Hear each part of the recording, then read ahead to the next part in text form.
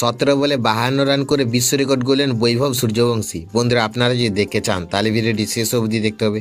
চ্যানেলটিকে সাবস্ক্রাইব করে একটা লাইক দিতে হবে এবং নোটিফিকেশন বেল আইকন দাবাতে হবে। চেন্নাই সুপার কিংসের বিরুদ্ধে ব্যাট হাতে তাণ্ডব চালালেন বৈভব সূর্যবংশী। তার দুর্ধর্ষ ইনিংসের দৌলতে রাজস্থান রয়্যালস এই ম্যাচে 8 উইকেটে বিশাল জয় তুলে নিল চেন্নাই সুপার কিংসের বিরুদ্ধে।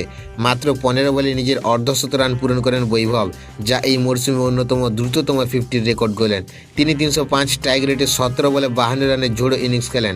শুরু থেকে চেন্নাইয়ের বোলারদের উপর চড়াও হন তিনি এবং একের পর এক বাউন্ডারি হাঁকাতে থাকেন। এই ইনিংস শুধু ম্যাচ জেতায়নি, বরং পুরো টুর্নামেন্টে তার আগ্রাসী ফর্মের বার্তাও দিয়েই দিলেন।